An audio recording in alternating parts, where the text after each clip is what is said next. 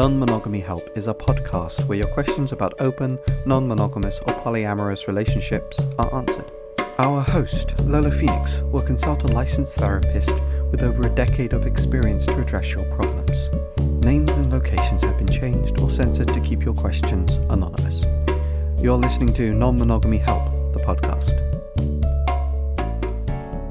Hello, and welcome to episode 178 of the Non-Monogamy Help podcast. I'm Lola Phoenix. Please send your questions to ask@nonmonogamyhelp, and they'll either be in the podcast or the column anonymously. If you want to read the columns and listen to the podcast, you can get everything at nonmonogamy.help. Sign up to the early emails by going to nonmonogamyhelp.com/email, and follow the column on Instagram at nonmonogamyhelp and on TikTok at nonmonohelp. Is someone else has my handle, and I'm not going to pay for it or anything nuts. So yeah. Anyway, if you join the podcast shout out tier, you can subscribe by going to nonmonogamyhelp.com/subscribe, and you can join the podcast shout out tier. And then I will, with your permission, read your name at the end of the podcast. Let's get to this week's discussion question. If this is the first time you're hearing this, every week before I read the column or podcast, I use a little discussion question that you can use. I said use too many times.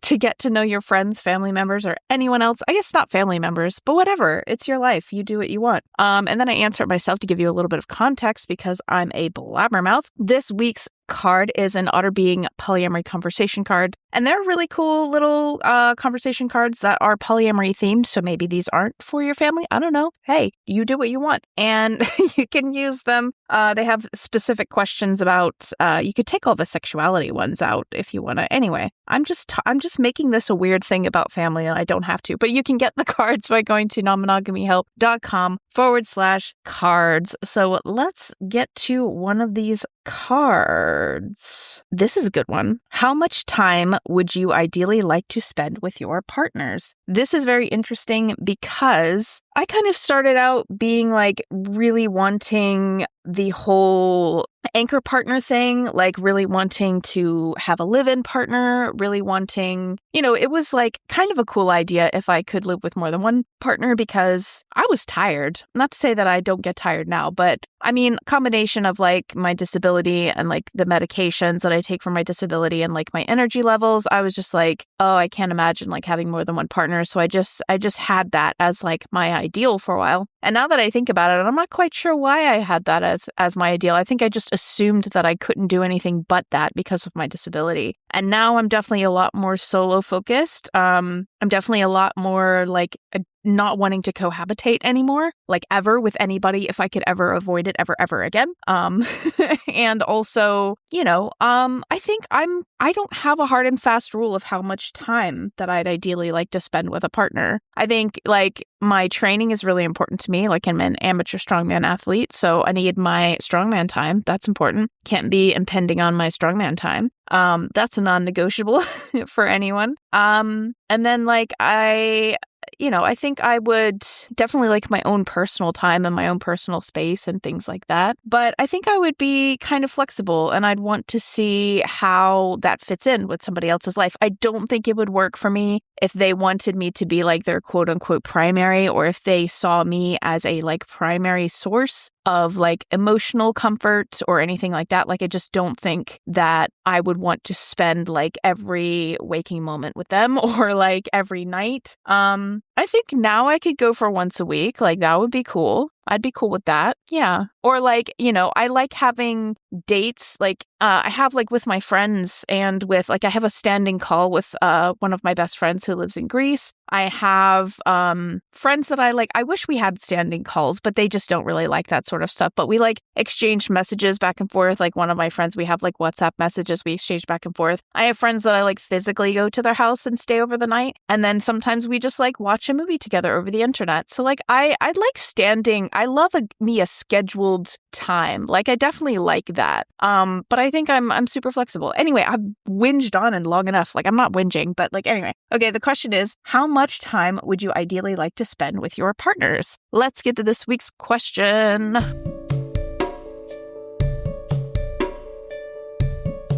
I seek some basic fundamentals. I know that you build a relationship uniquely. I have referred to the relationship anarchy smorgasbord, but my current date is resisting claims it's restricting. help. I need a dummy's guide to relationship anarchy.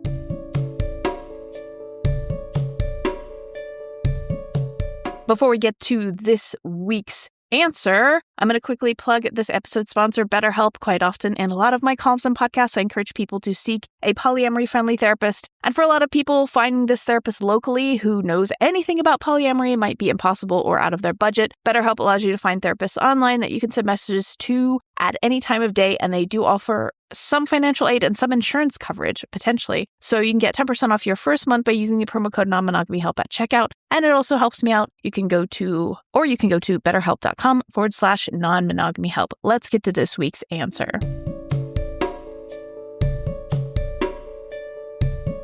So I feel kind of wholly, not super qualified to give you a dummy's guide to relationship anarchy because, to be honest with you, I'm a little bit of a dummy about it myself, if I'm being really real. Like I said earlier in the episode, I started off in polyamory. Like when I originally chose polyamory, was interested in polyamory because I wanted to have 6 children, which is crazy to me now. And I knew that having that many children would require the attention and economic support that I felt that only 2 people would not be able to provide. And I thought, well, wouldn't it be awesome if I could have multiple parents and that sort of thing? And I wanted to have, even when I decided that kids weren't for me, I still wanted to have that live-in partner because I have a disability. Part of my disability, I'm blind in one eye, and I have really terrible vision in my other eye. It is very, very likely. They think that it is very, very likely that I will eventually be fully blind.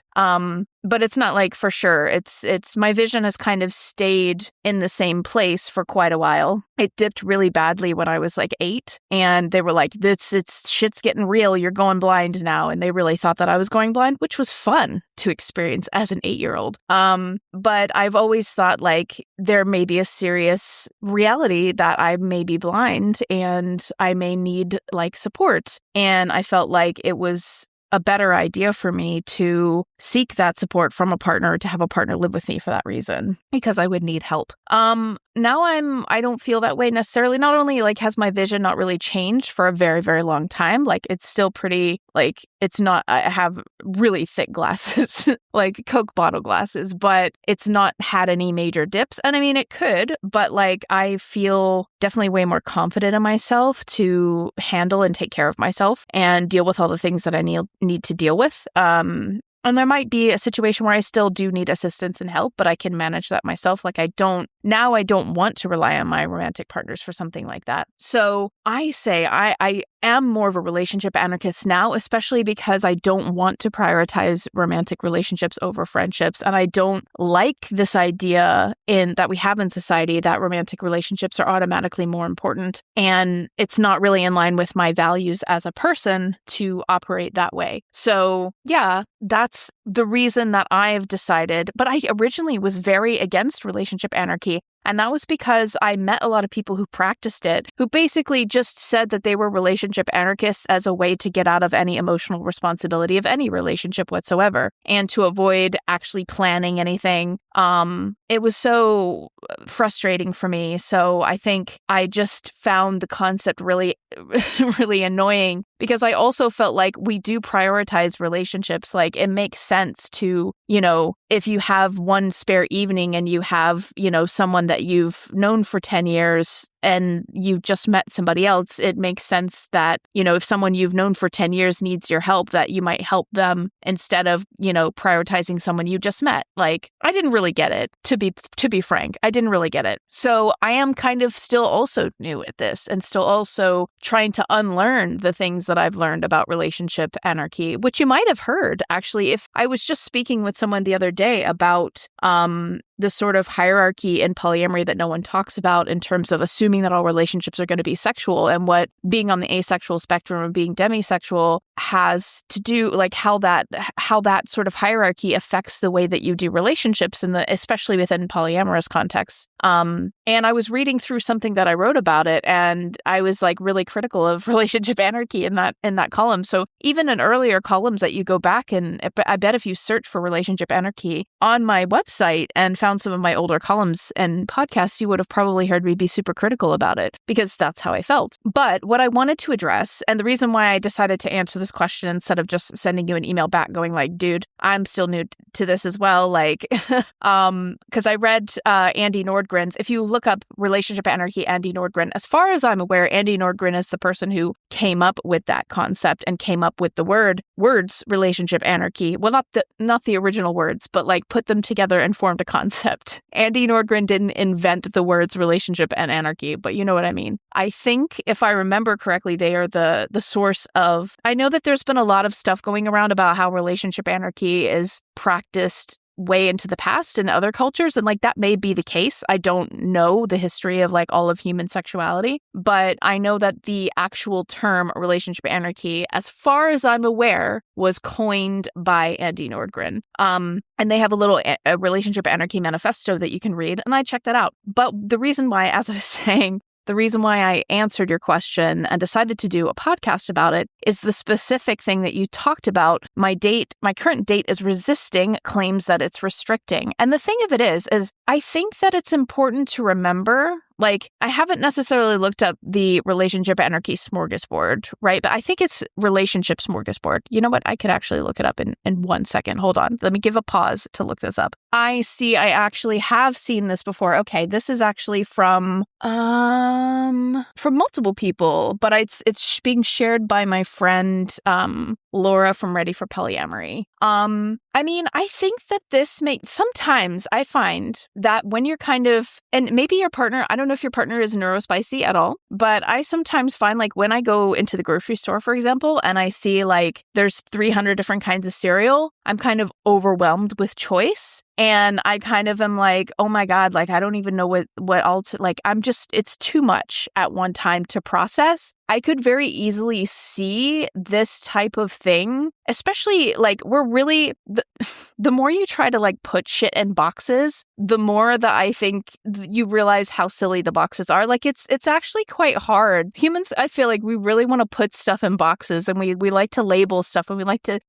separate and organize shit. And I totally get that because I'm very much like that too. But I think sometimes, it's not always as simple as that. And I think sometimes people don't necessarily know fully where they are on this. So like, the relationship anarchy smorgasbord, I will, if you're listening to this, look it up, but I will read what this graphic says. The board includes a number of concepts antithetical to many understandings of relationship anarchy. Not all who use this are relationship anarchists, and those who are may need to discuss how the relational style differs from cultural norms. The categories are loose generalizations to help conversation and are arranged with those relating to the larger social/political systems towards the outside and the more personal towards the center. So you have things like domestic, which includes routines, chores, sharing a dwelling/home, sharing a sleeping space, cooking together, sharing meals. So to form your relationships, it says you and another can pick any number of items from any of the number of platters, take a huge helping or just a scoop. The dish of the two that you hold together is your relationship. Remember, you must agree together on what is in it. No sneaking items in without the other knowing, or there will likely be conflict or disappointment. Also, it's your dish, so if you decide to change what you want from it,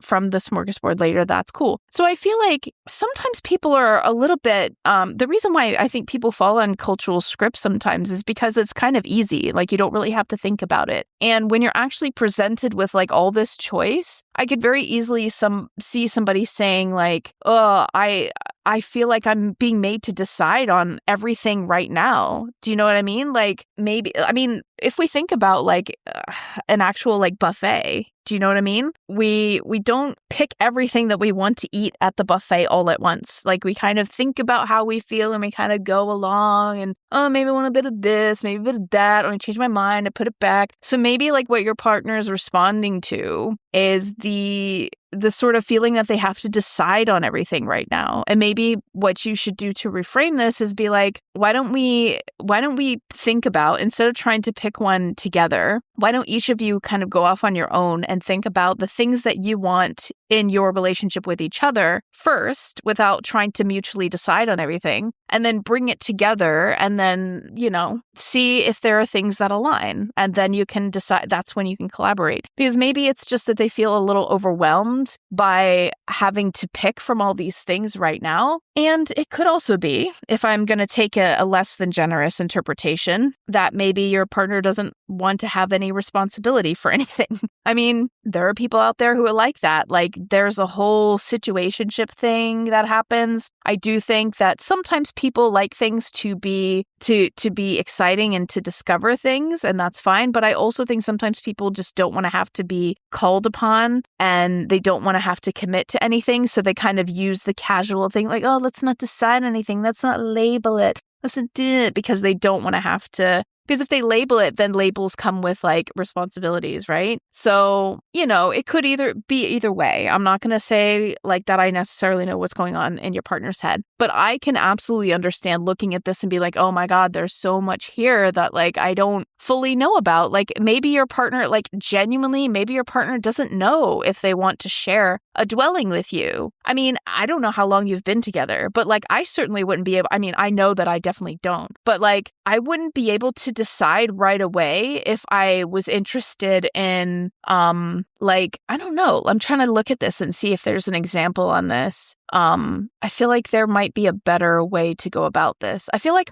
I'm not trying to be a dick or anything, but I feel like I have a tool, a compatibility tool that I use in the course that I have, that I feel like is a little bit better than this, because but like executor of will, like adoption or marriage, like I'm not, and I'm not saying that you're demanding that they decide right now if they'll ever want to marry you or adopt children with you, but there are some things like they may not know how they feel just yet. And I think it's important to remember that, like, I think what's kind of intense about this is sort of like, no sneaking items in without the other knowing. You must agree together on what's in it. And I think that, okay, yeah, like once you decide like what your relationship looks like, then and what it includes, then yeah, it should be a kind of agreement with each other. But I don't think that you have to know all of this right now, especially, I don't know how long you've been together. Certainly after a few weeks, like I wouldn't be able to know this kind of stuff. Like, yeah, but I think,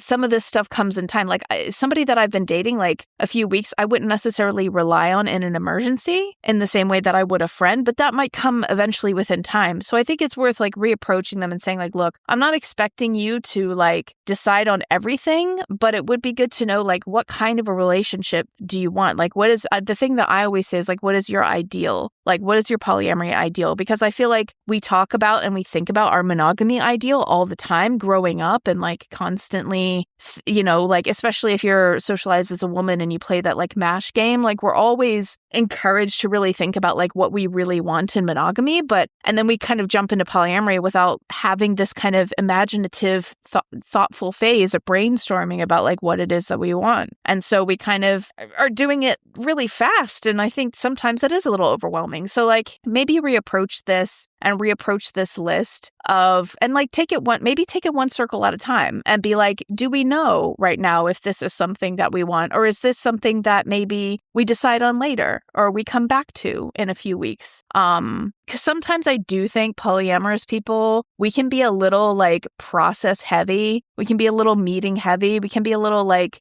sometimes, like I do think some things should be scheduled. I'm not saying that everything has to be spontaneous or like the films and everything, but like sometimes I do, like this can be done to a point where it just is a little much. Do you know what I mean? So yeah, I think like maybe instead of deciding on all of this right now, like make sure that you both have like a mutual understanding of what relationship anarchy means.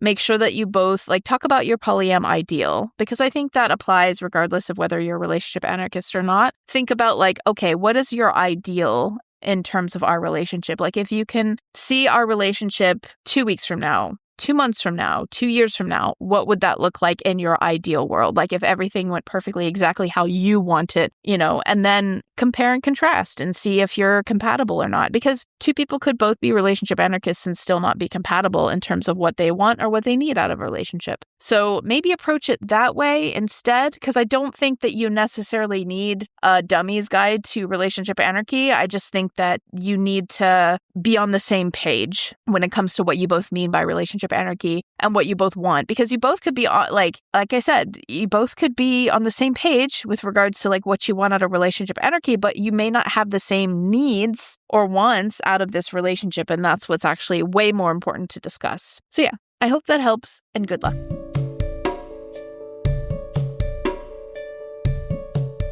Thank you for listening to episode 178 of the Non-Monogamy Help podcast. If you want to be awesome, you can sign up on the website to support me by going to nonmonogamyhelp.com/subscribe. There is a free tier, and it just makes sure that you get the podcast and the columns in your inbox every Friday. And that's just nice. It's just nice to have that.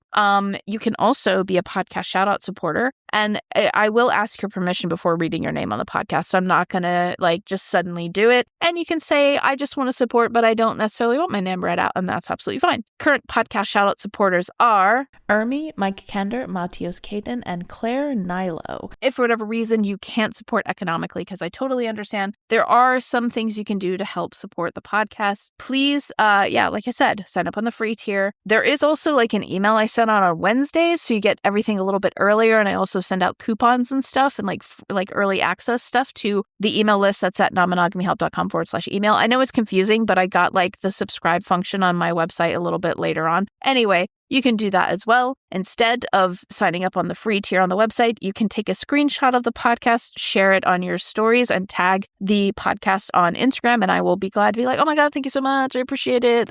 And then you can also rate and review the podcast on iTunes and Spotify. And if you've bought any of my books, please rate and review my books on like Amazon and like Goodreads and stuff like that. Like that really helps me and helps people see that if you like the book, if you didn't like it, then please don't rate and review. Please don't. Just keep your opinion to yourself.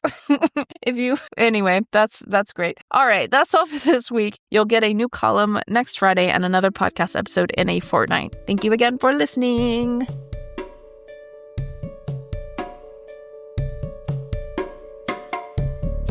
You've been listening to Non-Monogamy Help. The music was done by Chris Albury Jones at albury-jones.com. Thank you for listening.